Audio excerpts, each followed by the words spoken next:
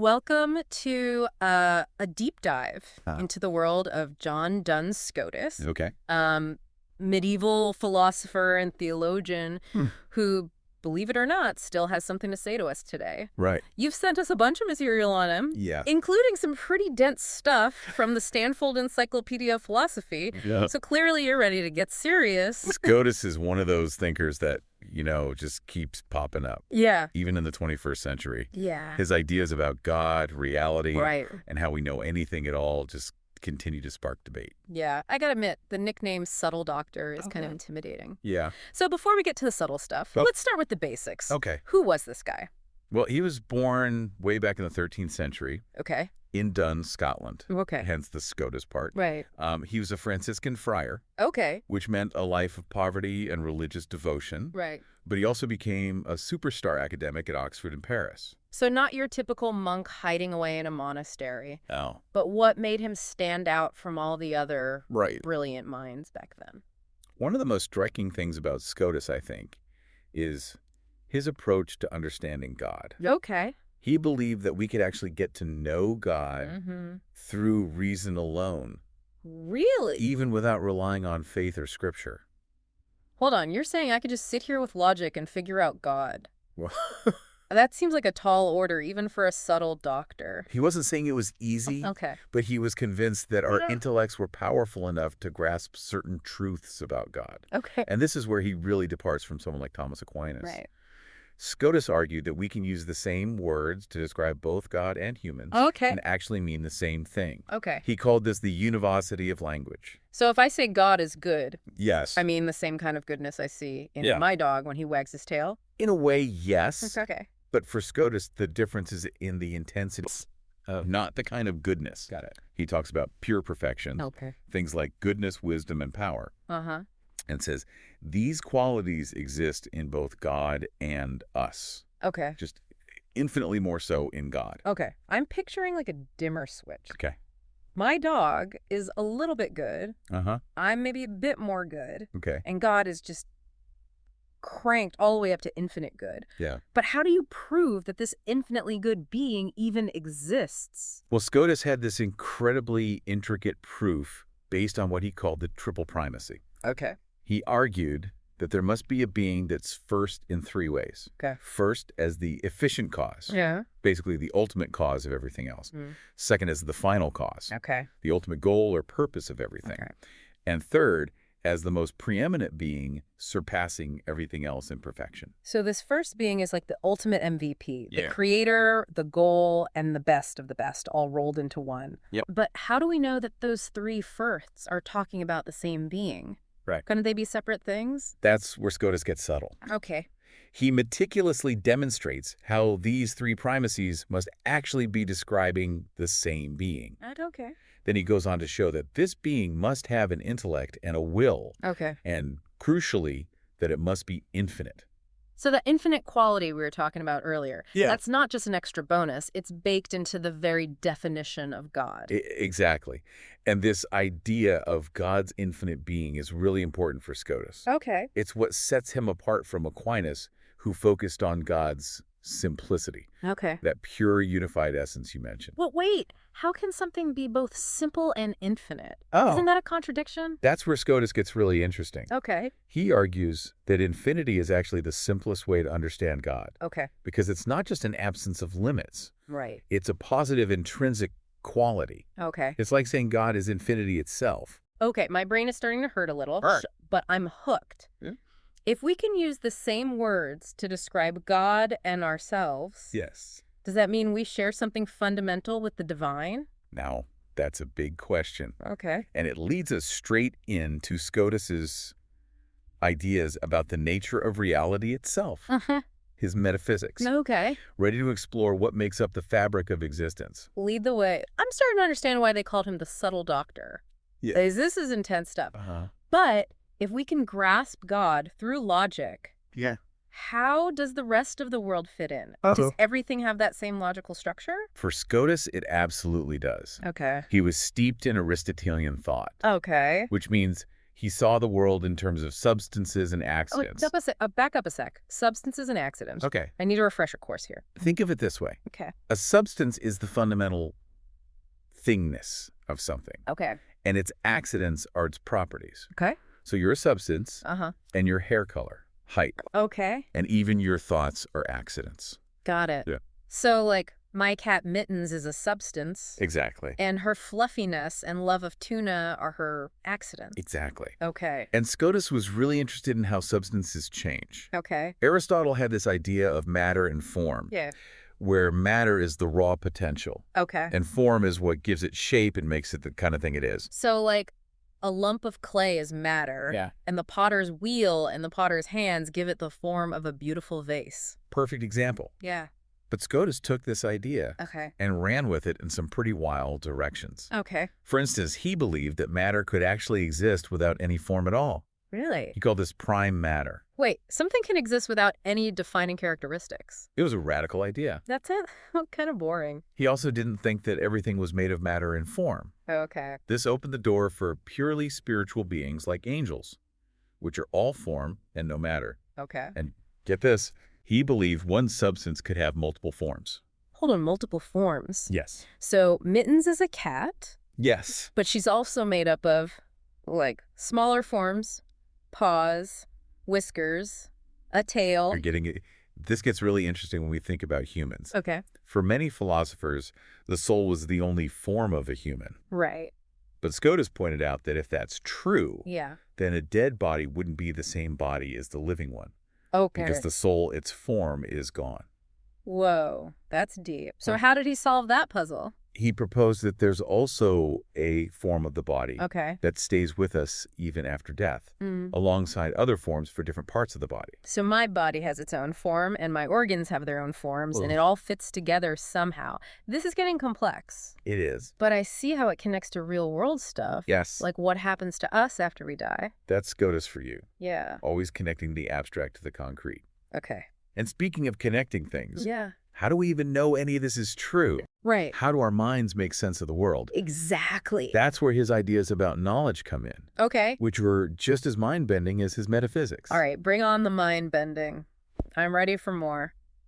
Good. How did this subtle doctor think we actually learn and know things? Well, unlike some thinkers, he didn't believe we needed some kind of divine download of knowledge. Okay. He wasn't a skeptic either, Okay. meaning he didn't think we were doomed to never know anything for sure. So he was pro-human reason then. Absolutely. Team logic all the way. He believed in the power of our own intellects, Okay. which he saw as working in tandem with our senses. So, like, my senses tell me there's a coffee cup in front of me, Yes. but it's my intellect that understands what a coffee cup even is. Exactly. Scotus called that process abstraction. Okay. Our intellect pulls out the universal concept from the particular thing we're experiencing. Right. So you see a specific coffee cup Uh-huh. with its unique shape and color. And your intellect forms the concept of coffee cup in general. Okay. But Scotus didn't stop there. I have a feeling there's always another layer with this guy. There is. What else did he say about how we know things? He said there's another way of knowing, Okay. a more direct way, Uh-huh. called intuitive cognition. Okay. It's like a direct grasp of a specific thing, Okay. almost like a superpowered sense perception. Okay. But he believed our intellects could have intuitive cognition too. Wait, so my intellect can just directly know that this coffee cup is real Yes. right here, right now, Yes. without having to go through a bunch of logical steps. You got it. Really? This kind of knowing doesn't need concepts or images. Okay. It's just a pure apprehension of the object existing in that moment. Wow. And Scotus thought this was essential for certainty. Okay. He even said we can have intuitive cognition of our own mental acts. Okay, now that's just showing off. Well, so I right. can directly know that I'm thinking about this coffee cup right now. Yeah. My brain hurts. It's mind-blowing stuff. Yeah. But that was Scotus always pushing the boundaries of what we thought we knew. Okay. And he didn't stop there. He had equally fascinating things to say about morality and free will, All right. ready to dive into the ethics of the subtle doctor. You know, I'm starting to see how all these pieces fit together. Yeah. From God to the nature of reality to how we even know anything at all. Right. Scotus was building a whole system of thought. He was. Let's see how ethics fits into that system. Let's do it. All right, we've journeyed through God's infinite being Yes. and the building blocks of reality. Right. Now let's talk about how to live in this world that Scotus has laid out for us. Okay. What did he have to say about right and wrong? I know free will was a big deal for him. Absolutely. For Scotus, ethics wasn't just about following rules. Right. It was about understanding the deep inner workings of our choices. Okay. He believed in this idea of natural law, Okay. this moral compass built into the universe. Right. And he had some interesting ideas about how it worked. Natural law. That sounds a little intimidating. Yeah. Is this like some cosmic rule book floating out there in space? Not quite. Think of it more like the blueprints of morality principles that are woven into the fabric of reality itself. Okay. And Scotus believed there were actually 2 levels to this natural law. Okay. 2 levels. So is it like Yeah. basic morality and then advanced morality? Kind of. The first level is what he called natural law in the strict sense. Okay. These are moral truths that are so rock solid, so self-evident that even God can't change them. Wow. They're based on the very nature of things. So like universal, unshakable moral laws. Can you give me an example? Scotus believed the first 3 commandments of the Decalogue fell into this category. Okay. You know, the ones about our duties to God. Right. For instance, the idea that we shouldn't hate God. Okay. He saw this as a fundamental truth built into the very definition of God as the ultimate good. Yeah. Hating pure goodness just seems wrong on a fundamental level. Right. But what about the rest of the commandments? Yeah. Stealing, lying, all that stuff. Right. Do those fall under a different level of natural law? Exactly. That's what he called natural law in the looser sense. Okay. These principles are still in line with reason, All right. but they're contingent, meaning they could have been different depending on God's will. Wait, so God could have chosen different rules? Yeah. Does that mean morality is just like whatever God decides on a whim? Not exactly. Yeah. Scotus believed that while God could have chosen differently, Okay. his choices are always guided by perfect wisdom and goodness. Okay. We might not always understand the reasoning behind those choices, Right. but we can trust that they're not arbitrary. Okay. There's a mystery there, Yeah. but at least there's a method to the mystery. Right. So where does free will fit into all of this? Scotus had a really unique take on free will. Okay. He disagreed with Aquinas, who thought our intellect alone could give us true freedom. So just being smart doesn't make you free. That's a relief. Scotus believed true freedom requires something more. Okay. He said we need the ability to choose between options at the very moment of decision, Okay. not just over time. So it's not enough to say, well, today I choose to eat a salad, Right. but tomorrow I might choose a burger. Right. Real freedom means I could choose that burger even while I'm in the middle of eating my salad. Exactly. Yeah. He thought that kind of freedom is what makes us truly moral agents. Right. But the big question is, Yeah. how do we get that level of freedom? Right. What gives us that power to choose? Yeah. Do we all have secret superpowers we don't know about? What, Is there a willpower muscle we need to exercise? This is where Scotus's famous 2 affections of the will come into play. Okay. He said, our will is driven by 2 basic inclinations, Okay. what he called the affectio commodi Okay. and the affectio justitiae. Those are some fancy Latin terms. I know, right? Break those down for me. Affectio commodi is basically the desire for what's good for us, Okay. our own personal advantage. Uh-huh. Think of it as the what's in it for me drive. Makes sense. We all want to be happy, right? Right. So what's the other one? The affectio justitiae is the affection for justice. Okay. It's the desire to do what's right, Right. even if it doesn't benefit us personally. Mm-hmm. Scotus thought this was what truly elevated our will beyond just selfish desires. So one part of us wants what's good for ourselves, Right. and the other wants what's good, period. Yes. That makes sense. It's like that angel and devil on your shoulder, Yeah. except it's actually inside your will. That's a great way to put it. Yeah. And for Scotus, it's this affectio justitiae, Okay. this innate desire for justice Right. that gives our choices real moral weight. So it's not just about maximizing our own happiness. Right. That seems counter to how a lot of people think about ethics today. Scotus was ahead of his time. Yeah. He saw a fundamental distinction between moral goodness and happiness. He believed our will had this higher calling, Right. a capacity to transcend self-interest Yeah. and act for the sake of what's right. I'm really digging this 2 affections concept. Yeah. It feels very relatable. Yeah. We've all had those moments where we know what the right thing to do is, Right. but it's hard. Yes. It might cost us something. That's the heart of it, isn't it? That internal struggle is what gives our choices meaning. Mm. Scotus believed without that tension. Yeah. Without the option to choose against our desires, we'd just be robots acting out a pre-programmed script. Okay. My mind is officially blown. Good.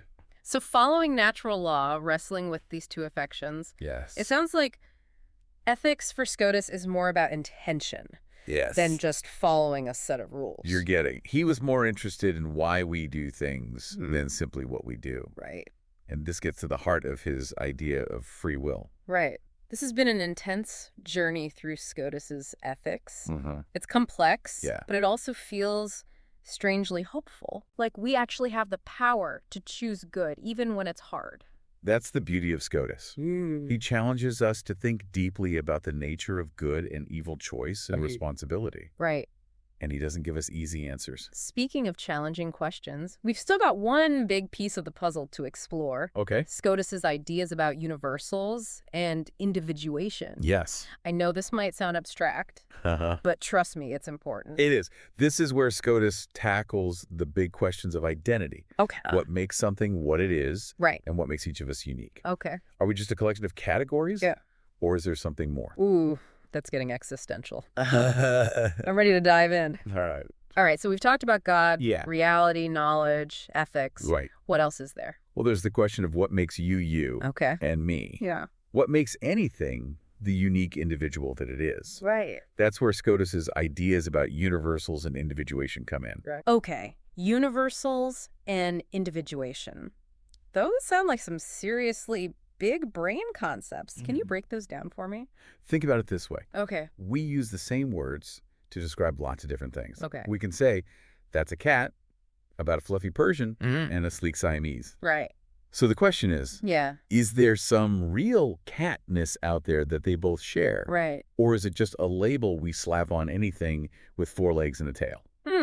I see what you mean. Yeah. It's like what makes all those different cats? Well, cats. Exactly. That's the problem of universals. Okay. And Scotus was a realist, Okay. which means he believed that there really is something shared by all those individual cats, a common nature that makes them what they are. So there's a real catness that exists in every single cat. Yes. From my Mittens to Garfield to that grumpy alley cat that hisses at me. Yes.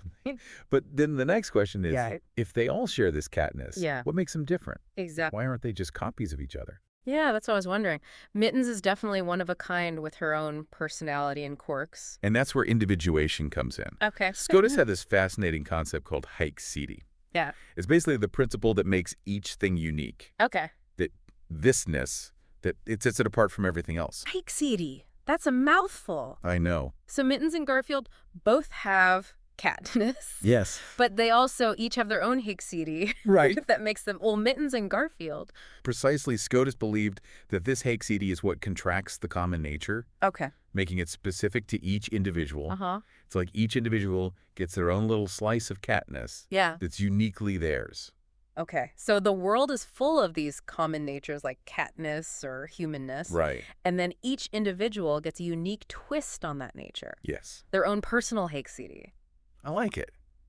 It's like everyone gets to play their own variation on a theme. And that gets to the heart of Scotus's philosophy. This focus on the particular, the individual, Yeah. even when he's talking about God, Right. he emphasizes God's uniqueness, that infinite being that's unlike anything else. Wow. This has been quite a journey.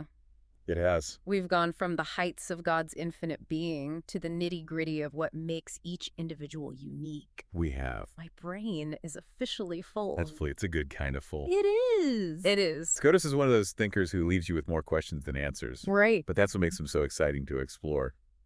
I have to say, when we started this deep dive, Uh-huh. I was a little intimidated by the subtle doctor, Yeah. but now I see why he was so influential. Mm-hmm.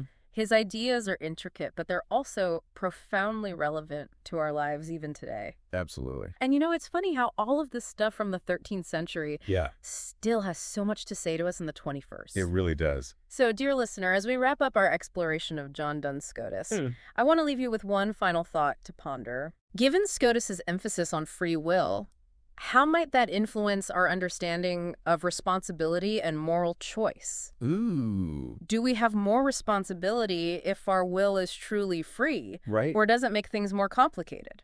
That's a great question.